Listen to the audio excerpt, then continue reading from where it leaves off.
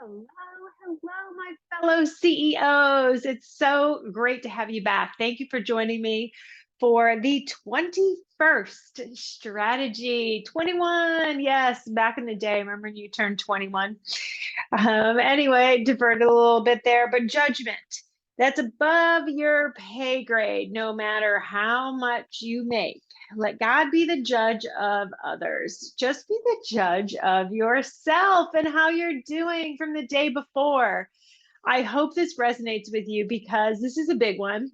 Not like the three, obviously gratitude, believe, and love, but I really want you to think about judgment and get rid of it as much as possible. And notice when you're judging people because it's not a good thing. It's not a very good trait to have. It's not a good habit to start to get into. And sometimes it's difficult to change when you start judging, right? And I wrote some notes down on my folder, and you will always find what you're looking for. So if you're looking for something to judge about someone, you will find that. I've often joked about my house, even though I might have just cleaned it or had it cleaned. If you look hard enough, you're probably going to find some dirt somewhere. Move some furniture, move something, you probably will be able to find dirt. I can almost 99.9% guarantee it.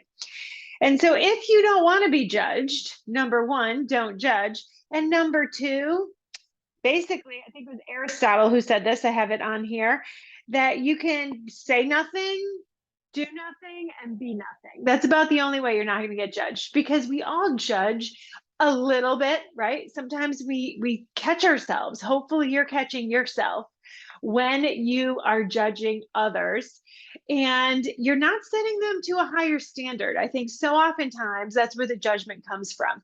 It's something that you know that you should be doing, but you judge the other person for not doing it. So before you do that, check yourself.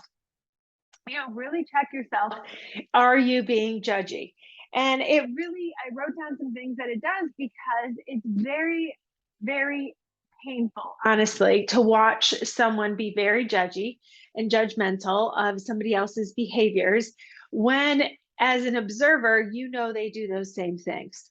So I really encourage you to not judge people because it increases the stereotyping.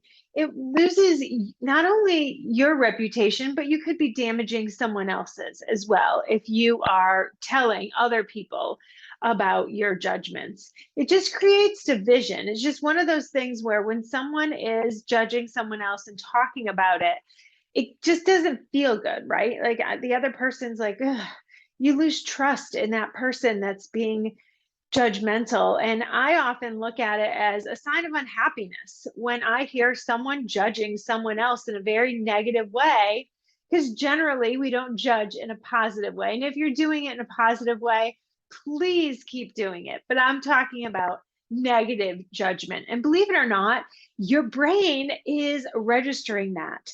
And what you're putting out there comes back to you, right? And so if you're judging someone else when you are doing something, your brain thinks that you're being judged, and it lowers your self-esteem when you are judging someone. Lift someone up. Don't push somebody down. It's so much easier to push someone down than lift them up. But please try to keep that in mind. Respect, it makes, number one, it makes people respect you less, right? Because you're being judgmental and you seem negative and it becomes a habit. And it also increases your self-criticism. And it's the opposite of personal growth. So if you want to grow, please do not judge and instead love them, meet them where they are, lift them up. We can all find fault, right, and everything and everyone, and also ourselves.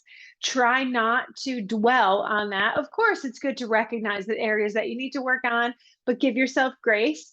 Don't judge yourself in a negative way. Just look at yourself and go, hey, you know what? I probably could use to lose a few pounds. And I'm going to do that by not eating cheesecake this afternoon with my lunch and maybe go for a walk instead after I have a salad.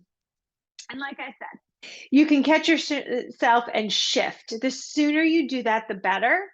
And the more you judge, the more people judge you. Yes, I think I just mentioned that. I definitely want you to pay attention to it. It brings just the wrong kind of energy to you. If you're not into that woo wee wee stuff with energy, I do just encourage you to think about how you're feeling, how you feel when you're judging someone or after you've judged someone. Really pay attention to where it is in your body you feel it.